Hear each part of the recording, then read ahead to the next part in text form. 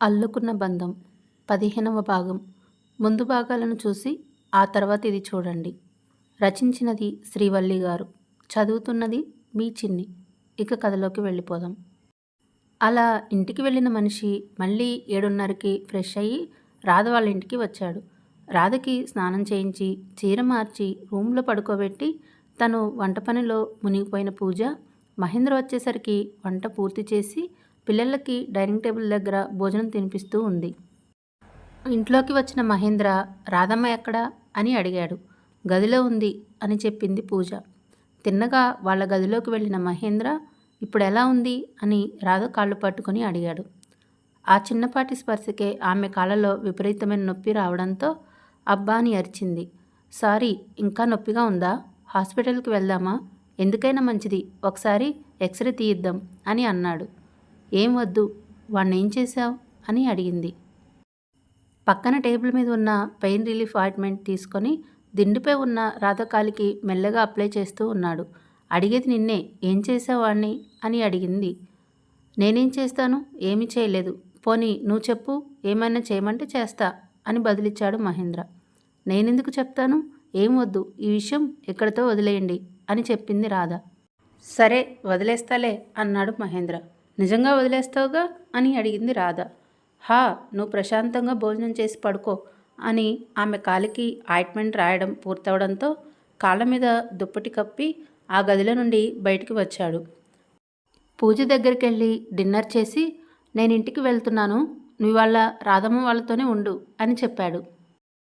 రాధకి కాలికి దెబ్బ తగలడం వల్లే ఇక్కడే ఉండమంటున్నాడు అనుకున్న పూజ విషయం తెలియక సరే అనడంతో తను డిన్నర్ ముగించుకొని ఒకసారి రాధ రూమ్ దగ్గరికి వెళ్ళి చూశాడు. ఆమె నొప్పి తగ్గడానికి వేసుకున్న మందుల వల్ల నిద్రపోతూ ఉంది. రాధని చూసి వాళ్ళ ఇంటికి వెళ్ళిపోయాడు మహేంద్ర. రాధని లేపి 2 ముద్దలు తినిపించి తను భోజనం చేసి పిల్లల దగ్గర పడుకుంది. రాధ కూడా మందుల వల్ల మత్తుగా నిద్రపోయింది. ఎప్పటిలా తెల్లవారుజామున మెలకువ వచ్చిన పూజ తన ఇంటికి వెళ్ళి తలుపు కొట్టింది. హాల్లో సోఫాలోనే పడుకున్న మహేంద్ర లేచొచ్చి తలుపు తీశాడు. అదేంటి ఇక్కడే పడుకున్నారు, గదిలో పడుకోకుండా అని అడిగింది పూజ. ఏం లేదు, నువ్వు లేవుగా అక్కడ, అందుకే ఇక్కడే పడుకున్నా అని చెప్పాడు. మహేంద్ర చెప్పిన దానికి అతని వైపు చూసి నవ్వి పూజ స్నానానికి వెళ్ళిపోయింది.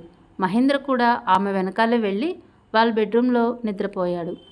స్నానం చేసేసి తులసమ్మ దగ్గర దీపం వెలిగించి రాధ వాళ్ళ ఇంటికి వెళ్ళి అక్కడ కూడా దీపం వెలిగించి వాకిలు ఊడ్చి కల్లాపు చల్లి ముగ్గు వేయడానికి వచ్చింది పూజ.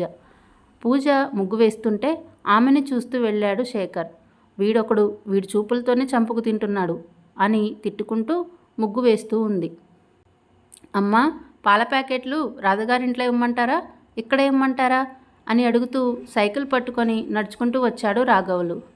అక్క వాళ్ళ ఇంటి దగ్గరే పెట్టు రాఘవులు అని చెప్పింది పూజ. సరే అమ్మా అని ముందుకు వెళ్ళబోతూ ఆగిన రాఘవులు, అవునమ్మా, రాత్రి సార్ గారు ఎక్కడికి బయటికెళ్ళారు? ఏదైనా పనుంటే నాకు చెప్పొచ్చుగమ్మా, సార్ని ఎందుకు బయటికి పంపించడం అన్నాడు రాఘవులు. నేను దేనికి పంపలేదు, సార్ బయటికెళ్ళారా అని అడిగింది పూజ. మీకు తెలీదా అని అడిగాడు రాఘవులు. తెలియదంటే మళ్ళీ అందరూ ఏం కథలేస్తారో అనుకొని, అదా, ఆయనకే తలనొప్పిగా ఉంటే ఏదో ట్యాబ్లెట్ కావాలన్నారు, అది తెచ్చుకోవడానికే వెళ్ళుంటారు అని అప్పటికి కవర్ చేసి రాఘవుల్ని పంపించినా తనలో తను ఎక్కడికి వెళ్ళాడు ఆ టైంలో చెప్పా పెట్టకుండా అనుకొని ఆ ఆలోచనతోనే ఇంట్లోకి వెళ్ళింది. కొంచెం సేపటికి కాఫీ ప్రిపేర్ చేసి ఫ్లాస్క్లో పోసి టీపాయ్ మీద పెట్టి రాధ వాళ్ళ ఇంటికి వెళ్ళిపోయింది పూజ. పూజ వెళ్ళిన తర్వాత ఆరాంగా 7ంటికి లేచి కిందికి వచ్చాడు మహేంద్ర. బ్రష్ చేసుకొని కొంచెం ఫ్రెష్ అయ్యి ఫ్లాస్క్లో ఉన్న కాఫీని కప్పులో పోసుకొని తాగుతూ వరండాలో కూర్చొని పేపర్ తిరిగేస్తూ ఉన్నాడు. అతను పేపర్ తిరిగేస్తూ ఉన్నప్పుడే ఒక 2 వ్యాన్లు ఒక XV700 ర్యాష్గా వచ్చి కమ్యూనిటీ కాంపౌండ్లో ఆగాయి. వాకింగ్కి వెళ్ళి తిరిగి వస్తున్న వాళ్ళు, ఇంట్లో వంటల హడావిడిలో ఉన్న ఆడవాళ్ళు, వరండాలో కూర్చొని పేపర్ తిరిగేస్తున్న వాళ్ళు, కార్లు అంత ర్యాష్గా వచ్చాయేంటి వీళ్ళు బయటకు వచ్చి చూశారు. కాఫీ తాగుతూ పేపర్ చదువుతున్న మహేంద్ర ఆ వచ్చిన వాళ్ళని పట్టించుకోకుండా తన పని తను చేసుకుంటూ ఉన్నాడు. XV700 నుండి వైట్ అండ్ వైట్లో దిగాడు. నల్లని దేహం మీద గేదెల గొలుసు లాంటి బంగారపు గొలుసు వేసుకొని ఈ చేతికి 4 ఆ చేతికి 4 బంగారపు ఉంగరాలు పెట్టుకున్న ఆ ఏరియా కార్పొరేటర్ భుజంగం. అక్కడ గేటు బయట నించున్న విశాలాక్షి గారి వాళ్ళ హస్బెండ్ని పిలిచి, ఇక్కడ మహేంద్ర అంటే ఎవరు అని అడిగాడు. ఆ ఏరియా కార్పొరేటర్ అని ఆయనకు తెలిసి ఉండడంతో, మహేంద్రతో మీకేం పని అని అడిగాడు. ఉందిలే, చాలా ముఖ్యమైన పని, ముందు అతని ఇల్లు ఎక్కడో చెప్పు అన్నాడు భుజంగం. ఇతనేమో లెక్చరర్, అతనేమో కార్పొరేటర్, ఇద్దరు ప్రొఫెషన్స్కి సంబంధం లేదు కదా అనుకుంటూ, ఏమో ఏం పని ఉందోలే అని ఆయన మహేంద్ర వాళ్ళ ఇంటిని చూపించాడు. తన మనుషుల్ని వెళ్ళమని కళ్ళతోనే సైగ చేశాడు భుజంగం. భుజం దగ్గర ఒక నలుగురు ఉండి, నలుగురు మహేంద్ర కోసం స్పీడ్గా ర్యాష్గా మహేంద్ర వాళ్ళ ఇంట్లోకి వెళ్ళారు. వాళ్ళు ఎంత ర్యాష్గా స్పీడ్గా వెళ్ళారో అంతే స్పీడ్గా గేట్ను విరగ్గొట్టుకొని గేట్ అవతల కార్పొరేటర్ కాళ్ళ దగ్గర పడ్డారు సదర్ కార్పొరేట్ సంచాలు. విరిగిన గేట్ని తన ఎడమ చేతితో లేపి గోడకి ఆనించింపెట్టి తన పంచెను కుడికాలతో పైకి లేపి 2 చేతులతో పట్టుకొని మోకాళ్ళ వరకు దాన్ని కట్టి, ఇన్నాళ్ళు అందరికీ చూపిస్తున్న లెక్చరర్ లుక్కుని కాస్త పక్కన పెట్టి ఊరమాస్ హీరో రేంజ్లో బయటకు వచ్చాడు మహేంద్ర. గేట్ నుండి బయటకు వస్తున్న మహేంద్రని చూసి, నువ్వేనా మహేంద్ర అంటే అని అడిగాడు భుజంగం. నేనే, ఏంటి విషయం అన్నాడు మహేంద్ర. కమ్యూనిటీ వాళ్ళందరికీ కూడా ఇన్ని రోజులు చూసిన మహేంద్ర ఇతనేనా అనిపించింది, అతని యాటిట్యూడ్కి మరియు బిహేవియర్కి. మా వాడిని ఎందుకు కొట్టావు అని అడిగాడు భుజంగం. ఎవడు మీవాడు అని తిరిగి ప్రశ్నించాడు మహేంద్ర. నిన్న రాత్రి నువ్వు కొట్టి కోమాలో పడేశావే, వాడే నా బామ్మర్ది అని చెప్పాడు భుజంగం. నా ప్రాణంతో సమానమైన దాన్ని ముట్టుకోవాలని దక్కించుకోవాలని చూశాడు. నాది అనే దాని జోలికి వస్తే ఏమవుతుందో వాడికి జస్ట్ శాంపిల్ చూపించా అని తన 2 చేతులు వెనక్కి పెట్టుకొని స్టాండీస్లో నుంచొని పొగరుగా సమాధానం చెప్పాడు మహేంద్ర. ఏంట్రా అంత విలువైంది నీకు, అంత ప్రాణమైంది? మా వాడు ఇష్టపడ్డాడంటే వాడికి అది దక్కి తీరాలి. వాడిని ఆ పరిస్థితుల్లోకి ఉంచిన నువ్వు బ్రతికి బట్టకడదామనేనా? అసలే ఊరికి కొత్తలా ఉన్నావు అన్నాడు భుజంగం. 5 ఏళ్ళకు ఒకసారి ఓట్లు అడుకోవడానికి వచ్చే నీకు ఊళ్ళో మనుషులు కూడా గుర్తుంటారా అని తన చెవిలో చిటికెన వేలు పెట్టి తిప్పుకుంటూ యాటిట్యూడ్గా అడిగాడు మహేంద్ర. ఏం చూసుకోనరా నీకు అంత పొగరు? నీ ఎదురుగా ఉంది ఎవరో తెలుస్తుందా? నేను తలుచుకుంటే ఈ నిమిషంలో నిన్ను ఇక్కడి నుంచి కూడా లేకుండా చేస్తాను అన్నాడు భుజంగం. తలుచుకొని నన్ను ఇక్కడ లేకుండా చేసే అప్పుడు మాట్లాడరా అన్నాడు మహేంద్ర. నీ పొగరు ఈ బలుపు ఎంతసేపో నేను చూస్తా అని భుజంగం తన మనుషుల్ని మహేంద్ర మీదకి ఉసుగొల్పాడు. సగటు మనుషుల్లో ఉండే భయమే అక్కడ ఉన్న కమ్యూనిటీల వాళ్ళలో ఉండడం వల్ల ఎవరూ మహేంద్రకి సపోర్ట్గా రాలేదు. బయట జరుగుతున్న గొడవకి కంగారుగా ఇంట్లో నుండి బయటకు వచ్చింది పూజ. తన భర్త చుట్టూ మూగి ఉన్న 4 మనుషులను చూసి, వీళ్ళెవరు ఈయన మీదకు వస్తున్నారు, వీళ్ళ కర్మ కాలిపోయింది అనుకొని పెనం మీద వేసిన దోశ మాడిపోతుందని గబగబా వంటగదిలోకి పరిగెట్టింది పూజ. బయట గొడవేంటి పూజ అని అడిగిన రాధకి, ఏం లేదక్క, చిన్నదే, ఆయన చూస్తున్నారులే అని బదులిచ్చింది పూజ. ఆయన చూడడం ఏంటి అని నిన్న రాత్రి వేసుకున్న మందుల వల్ల నొప్పి కొంచెం తగ్గడంతో మెల్లిగా నడుచుకుంటూ వరండాలోకి వచ్చింది రాధ. రాధ వచ్చి చూసేటప్పటికి తన కుడికాలితో ఒకడిని, తన చేతులతో ఇద్దరిని లాక్ చేసి ఒకడిని తన ఎడంకాలతో తొక్కిపట్టి ఉన్నాడు మహేంద్ర. ఇంతకు ముందెన్నడూ మహేంద్రని అలా చూడని రాధకి ఒక్కసారిగా అతన్ని అలా చూసేసరికి వెన్నులో వణుకు పుట్టింది. నొప్పికి ఎక్కువసేపు నిలబడలేక అక్కడ ఉన్న కుర్చీలో కొల్లపడిపోయింది రాధ. బయటకు వెళ్ళడం చూసిన పూజ స్టవ్ కట్టేసి గబగబా రాధ వెనకే వచ్చింది. తన వెనకే నిలబడిన పూజ వంక చూసింది రాధ. ఏం కాదు, నువ్వు కంగారు పడకు అని ధైర్యం చెప్పింది పూజ. రాధ అలాగే తన నోటిపై చేయి వేసుకొని మహేంద్ర వైపు చూస్తూ ఉంది. రాధ వైపు చూసినా మహేంద్ర తన ఉడుంపట్టులో బిగుసుకొని విలవిల్లాడుతున్న వాళ్ళకి ఉపశమనం ఇస్తూ వాళ్ళని కిందికి పడదోసి మామూలుగా నిల్చున్నాడు. వాళ్ళు కింద పడగానే ఇంకో 2 తన మీదకు వచ్చారు. కానీ వాళ్ళని ఏమీ అనలేదు, ఏమీ చేయలేదు, అలాగే నిలబడి ఉన్నాడు. వాళ్ళు మహేంద్రపై దాడి చేస్తున్నా సరే వాళ్ళని ఎదిరించలేదు. విషయం అర్థమైంది పూజకి. అక్క, నువ్వు ఒక 10 నిమిషాలు లోపలికి రా, ఇవన్నీ చూస్తే నువ్వు భయపడతావులే కానీ అని అంది పూజ. కాదే, వాళ్ళు మహేంద్రని కొడుతున్నారు, వెళ్ళి ఆపు అని అంది.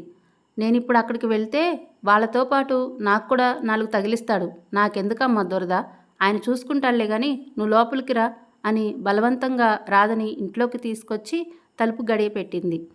పూజ వాళ్ళు లోపలికి వెళ్ళడమే మహేంద్ర తన మీదకి వచ్చిన వారిని తుక్కు కింద కొట్టి నేల మీద కుప్పగా పడేశాడు.